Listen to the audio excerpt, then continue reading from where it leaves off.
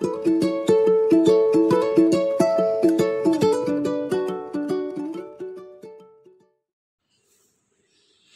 Number 4 रवैया और तासुब। आज का हमारा टॉपिक है रवैये में तब्दीली के तरीके।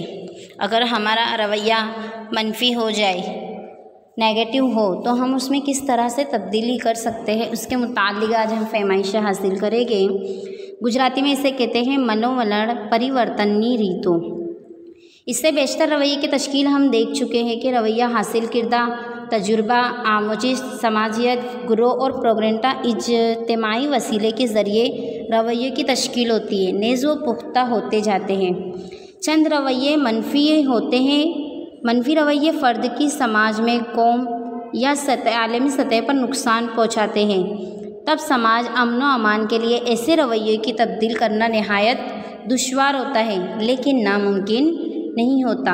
अगर किसी शख्स के रवैये मनफी हो जाए तो वो सबके लिए नुकसानदा होते हैं, तो हमें उसमें तब्दीली करनी चाहिए।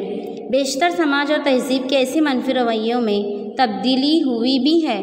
कुंबे में माँ बाप, स्कूल में मुदर्रिसीन, मजहबी प्रोपेगंडा करने वाले सियासी कायद, अखबारात, टेलीविज़न जैसे मुअस्सर इज्तिमाई वसीलों के ज़रिए रवैये में तब्दीली हो सकती है।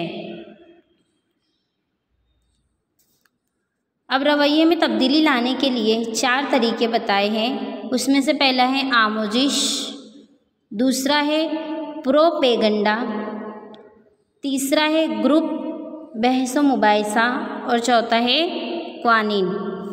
पहला है आमोजिश, जिसे गुजराती में कहते हैं शिक्षण। आमोजिश यानी कि शिक्षण।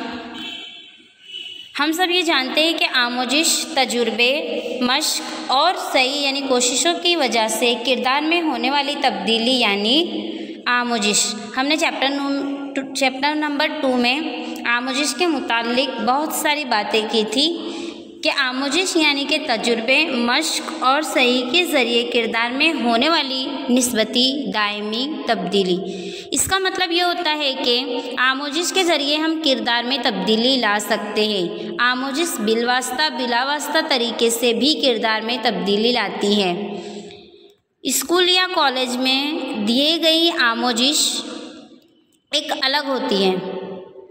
दी जाने वाली आमोजिश समाजियत के ज़रिए हासिल होने वाली आमोजिश से रवैये में तब्दीली होती है। स्कूल और कॉलेज में जो हमें तालीम दी जाती है, जो शिक्षण दी जाती है, तो उसकी वजह से भी हमारे रवैयों में तब्दीली होती है। जैसे कि मैं आपको बताऊं कि पहले के समय में रिवायती खेती करने वाले किसान ने आमोजिश के ज़रिए सीखा और अब वो नई नई टेक्नोलॉजी के ज़रिए खेती करते हैं, तो उन्हें क्या होता है, आसानी से वो कम समय में ज़्यादा से ज़्यादा खेती कर सकते थे।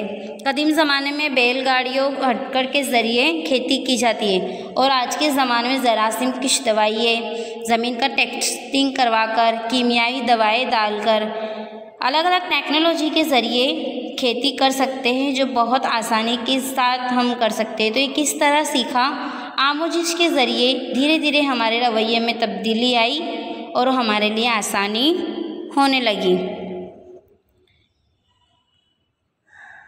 उसके बाद दूसरा होता है प्रोपेगंडा यानी कि प्रचार, जिसे इश्तिहारात वगैरह। प्रोपेगंडा आमोजिश का मुअस्सर वसीला है। प्रोपेगंडे की असर पजीरी में इज्तिमाई वसीलों के रोल में इजाफा हुआ है। प्रोपेगंडा किसके ज़रिए होता है, किस ग्रुप में होता है, किस वसीले से होता है, ये तमाम बातें रवैये की तब्दीली पर असर अंदाज होती है। प्रोपेगंडा भी आमोजिश ही है, यानी कि इश्तिहारात, अखबारात वगैरह में जो नारे वगैरह होते हैं, जैसे अखबारात में बेटी बचाओ बेटी पढ़ाओ के नारों के ज़रिए ये प्रोपेगंडा है। इश्तिहारात, इन नारों के ज़रिए रवैयों में तब्दीली होती है। पहले के समय में कि बेटी को ज़्यादा पढ़ाना नहीं चाहिए, बहुत ज़्यादा स्कूलें नहीं पढ़ानी चाहिए, घर का काम सिखाना चाहिए, ये तमाम उनके मनफी रवैये थे। लेकिन हम प्रोपेगंडा के ज़रिए इनके मनफी रवैये को मुस्बित रवैये की तरफ राग़िब कर सकते हैं। जैसे आज के समय में हम कोविड-19 से लड़ रहे हैं, तो हमें मास्क लगाना चाहिए, डिस्टेंस रखना चाहिए, सोशल, ये तमाम चीज़ें हमें जानने को मिलती है। तो किसके ज़रिए? प्रोपेगेंडा के ज़रिए हमारे रवैयों में तब्दीली आती रहती है। उसके बाद है ग्रुप बहस व मुबाहिसा, जिसे जूथ चर्चा कहते हैं। ग्रुप बहस व मुबाहिसा के बाहमी तामुल की अहमियत है कि जिसका तबादला ख्याल होता है और ये लोगों के रवैयों में तब्दीली की मददगार साबित होती है। रवैये की तश्कील में ग्रुप की रुकनीत, सियाकी ग्रुप और ग्रुप के तामुल असर होते हैं। दो मुखालिफ रवैये हामिल के लोगों के दरमियान बहस होती है और उसके अंदर रवैयों की तब्दीली लाई जाती है। जैसे दो ग्रुप होते हैं, इनके अंदर बहस होती है, क्या करना चाहिए, क्या नहीं करना चाहिए, कौन सी चीज़ें सही हैं, कौन सी चीज़ें गलत।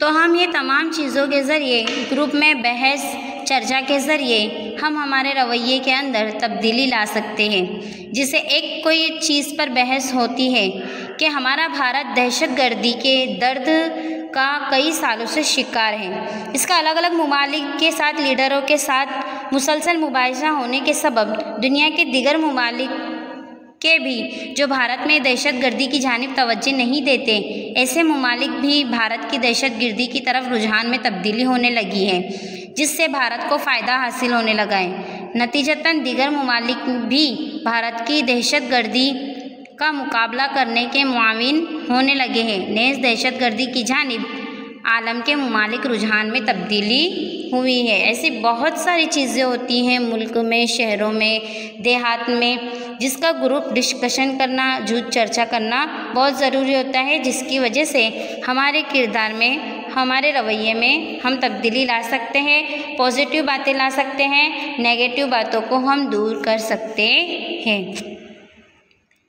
उसके बाद हमारा लास्ट पॉइंट आता है कवानीन, यानी कि कायदे।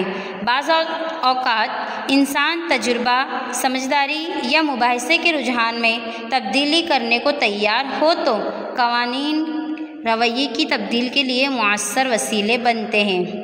जैसे कि भारत में गुनागोयत के इत्तिहाद के हामिल अब कई सारे ऐसे रस्म व रिवाज हैं जिसमें तब्दीली का अमल मुसलसल जारी है, लेकिन फिर भी हम उसमें पूरी तब्दीली नहीं ला सकते। बहुत सारे ऐसे पुराने रीति रिवाज हैं, रस्म रिवाज है, जैसे दूध पीती का रिवाज हो, बचपन के शादी का रिवाज हो, दहेज प्रथा का रिवाज हो, ये तमाम है जिसके रवैये में हम तब्दीली लाने की मुसलसल कोशिश जारी है, फिर भी मुअस्सर तौर पर इसमें तब्दीली नहीं लाते। तो ऐसे हालात में कानून के खौफ की वजह से लोगों में तब्दीली लाई जा सकती है।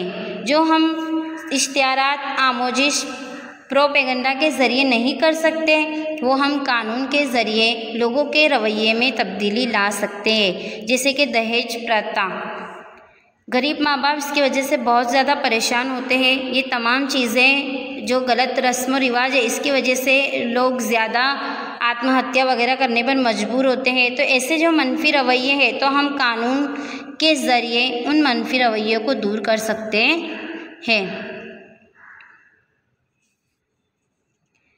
मर्द का मसावी कानून हक़ के मजहबी मकामात में हासिल होने की, जिसकी वजह से मर्द और मजहबी पेशाओं की ख़वातीन की पूजा की रस्म मनफी रवैये में रफ्ता तब्दीली आती जा रही है। भारत में भी ऐसे बहुत सारे रस्म व रिवाज थे पहले, जैसे दूध पीती का रिवाज, फिर बच्चों को मारने का रिवाज, लड़कियों को मारने का रिवाज, लड़कियों को ज़्यादा नहीं पढ़ा सकते, ऐसे मनफी रवैये थे जिसके ज़रिए, जिसमें धीरे धीरे तब्दीली आने लगी है और तब्दीली के साथ साथ लोगों के मनफी रवैये से मुस्बित रवैये की तरफ राग़िब होने लगे हैं।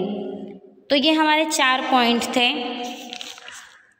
जिसके ज़रिए हम अपने रवैये में तब्दीली ला सकते हैं। आमोजिश, प्रोपेगेंडा, ग्रुप बहस व मुबाहिसा और कवानीन।